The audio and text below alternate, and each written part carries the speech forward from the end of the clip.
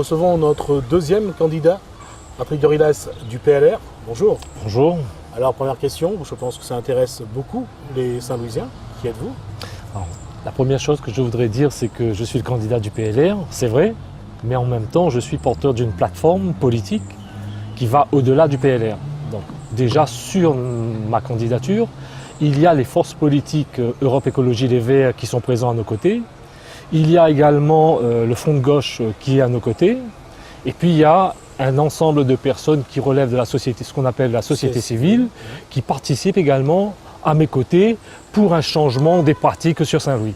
Alors sur la question qui je suis, je pourrais, comment dire ça? On va faire une petite biographie. Voilà, une petite biographie, mais disons, je pense que le plus important pour la population de Saint-Louis et de la Rivière, c'est quel est le projet de vie, de ville sur lequel. C'est bien aussi de connaître le profil du candidat. Patrick Dorilas, moi je me présente souvent comme un agent de développement infatigable qui travaille pour la population en général et en particulier pour les populations là où je suis intervenu sur le plan professionnel depuis une trentaine d'années.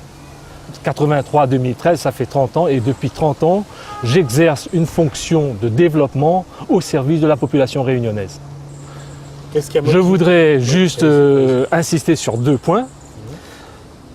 Premièrement, j'ai été ancien directeur des affaires culturelles, du développement culturel à la mairie de Saint-Louis et j'ai exercé pendant un certain nombre d'années. Ce qui fait pendant mon mandat à Saint-Louis en tant que professionnel, j'ai laissé une trace sur ce territoire, j'ai travaillé, j'ai contribué à faire en sorte que Saint-Louis, la rivière Léo, se mette en l'air et que Saint-Louis trouve les chemins de la réussite. Et je pense que cette expérience que j'ai eue au sein du développement culturel dans la ville de Saint-Louis me permet aujourd'hui de venir devant la population et d'être à l'aise, j'ai envie de dire, du bâton des lames jusqu'au sommet des montagnes, comme le dit la formule consacrée. Maintenant, je veux aussi dire qu'en dehors de cette expérience saint-louisienne, j'ai eu et j'exerce toujours les fonctions, j'interviens dans le domaine du développement local, de l'insertion sociale et professionnelle, et c'est fort de tous ces atouts que je reviens relever un défi, puisque à Saint-Louis, c'est un défi qui nous est lancé au vu de la situation chaotique qu'il y a sur la ville, sur tout le territoire. Et bien, c'est fort de tous ces atouts, de toute cette expérience que je veux venir partager, bien évidemment, avec la population de Saint-Louis-la-Rivière et en particulier sa jeunesse. J'allais dire qu'est-ce qui motive, vous avez répondu en grande partie, mais est-ce qu'il y a d'autres motivations à cette candidature? Absolument. Ma candidature, c'est pas une candidature comme ça annoncée à quelques jours d'une élection capitale pour Saint-Louis et ses habitants. Je voudrais dire, c'est qu'en 2009, aux côtés de Daniel Persé, nous avons participé au succès, aux côtés de Daniel Persé, d'Europe Écologie Les Verts, et d'autres mouvements, nous avons contribué à son succès, contribué au succès qui a provoqué un deuxième tour lors de l'élection partielle en 2009. Ça, c'était en 2009. En 2011, dans le prolongement de cet engagement, je me suis présenté au cantonal dans le canton 2 de la Rivière et en une quinzaine de jours, j'ai fait un résultat de l'ordre de 10%, me plaçant dans le trio de tête. En 2012, nous sommes allés encore un peu plus loin dans le cadre des législatives et présidentielles et j'ai apporté mon soutien au candidat Jean-Jacques Vlody sur la 3e circonscription et au candidat du PLR Jean-Marc Gamarus et Daniel Persé dans la circonscription qui touchait le territoire de Saint-Louis. Et en 2012, nous avons réussi à placer notre candidat sur la 3e circonscription en tête du vote. Donc ma motivation, c'est une motivation un peu qui s'inscrit dans une logique, dans une certaine cohérence et je viens aujourd'hui devant la population avec notamment ces points que j'ai engrangés au fil du temps. Vous avez dit tout à l'heure que vous avez travaillé sur Saint-Louis. Quel bilan faites-vous de la mandature qui se termine? Alors le bilan de Claude Voireau et de sa majorité, bien entendu, je pense que je reprendrai exactement les termes qu'il a utilisés dans une interview donnée au Journal de l'Île de La Réunion. Il a dit ma mandature, elle est... J'ai eu un mandat merdique. Voilà. Je pense que je souscris pleinement à ce qu'il a dit, mais en même temps, au-delà de ce qu'il a dit.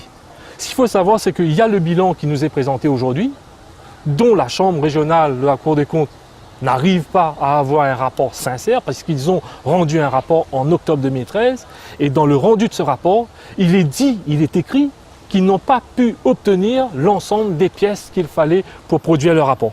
Donc cela veut dire pour l'équipe qui va arriver aux affaires au mois de mars, avril 2014, nous ne sommes pas sûrs de la réalité de ce qui est présenté. Vous craignez une réalité qui peut amener à une mise sous tutelle?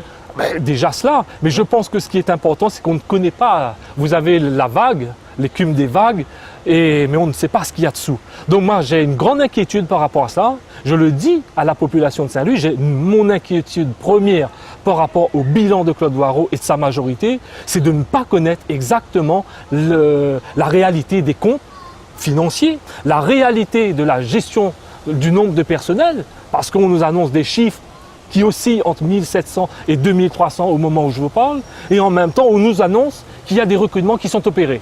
Je le dis pour le camp de Claude Voireau, mais on me dit aussi, dans le camp adverse, il y a la machine à promesses qui joue à plein feu, qui tourne à plein régime, et donc du coup, je suis inquiet pour la population de Saint-Louis parce que demain, nous risquons de nous retrouver devant une situation encore deux fois plus difficile. On va dire ça, cette population, qu'est-ce qu'elle vous demande aujourd'hui? Alors moi, ce que j'entends dans tous les porte-à-porte que l'on fait, dans toutes les rencontres que l'on fait, c'est que la population déjà a envie de mettre un terme, j'ai envie de dire, à 13 années de gestion catastrophique sur le territoire de Saint-Louis.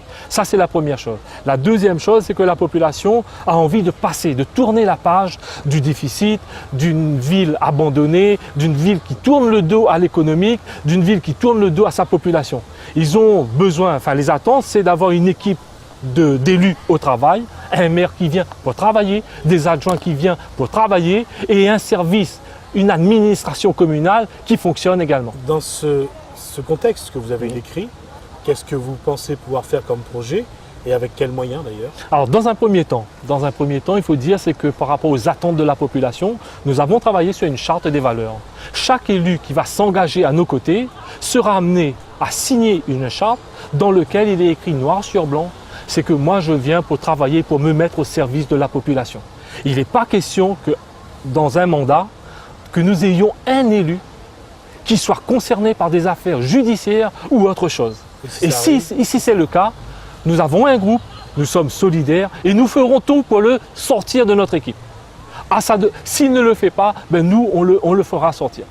Mais je pense qu'avec nous, il y a un langage, une communication qui s'opère. Et bien entendu, chacun prendra ses responsabilités. Alors, sur l'emploi, l'attractivité économique de Saint-Louis, sur le logement, sur le cadre de vie, qu'est-ce que vous allez apporter? Je pense qu'il faut être honnête, lucide et réaliste. Il ne faut pas raconter de bêtises à la population. Nous avons une situation qui est catastrophique et cette situation ne permet pas aujourd'hui en l'état, disons, de donner de la perspective lointaine à la ville de Saint-Louis. Vous savez, je vous ai dit, moi j'ai exercé mes fonctions de professionnel en tant que directeur du développement culturel. Souvent quand je rencontre les acteurs culturels, ils me disent « Putain Patrick, ta ville, elle est en train, il n'y a plus rien. Avant, nous étions connus pour être un phare dans le sud qui éclairait, j'ai envie de dire, toute la zone sud en matière d'animation culturelle, en matière de politique culturelle. Aujourd'hui, ce n'est plus le cas. Et en même temps, je leur dis, parce qu'il y a des demandes qui apparaissent, il n'y a pas de médiathèque, il n'y a pas de librairie digne de ce nom à Saint-Louis, il n'y a pas de salle de spectacle, etc., etc. Et je leur dis, il n'est pas pour moi dans mes intentions de vous dire, on va construire une médiathèque. On va construire une grande salle de spectacle parce que tout simplement, la ville n'a pas les moyens de se payer ce genre de cathédrale. Donc je dis tout simplement, nous avons un projet réaliste qui va consister en deux chantiers principaux. Le premier, c'est s'attaquer au redressement des finances communales.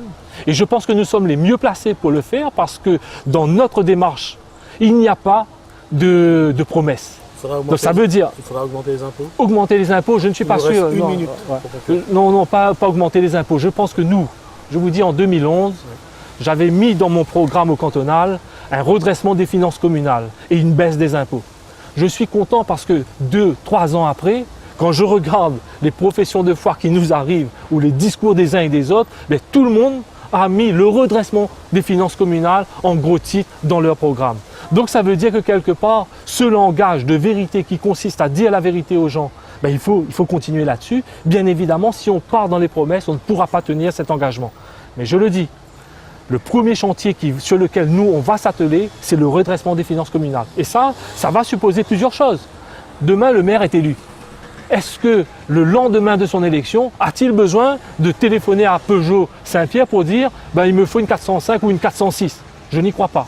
Est-ce que demain, le maire qui est élu, il a besoin tout de suite de changer de téléphone, de changer tout autour de lui. Je n'y crois pas. Est-ce que demain, le maire qui est élu, il est obligé de licencier et de réembaucher? Donc, je ne suis pas dans cette démarche-là. Ça veut dire que demain, les élus qui sont avec moi doivent être des élus exemplaires qui ne viennent pas pour une voiture de fonction, pour un téléphone, mais qui viennent pour se mettre au travail, au service de la population. Patrick Dorilès, merci d'avoir répondu à nos questions. On a un petit peu dépassé. C'est déjà fini. Nous passons à l'autre candidat.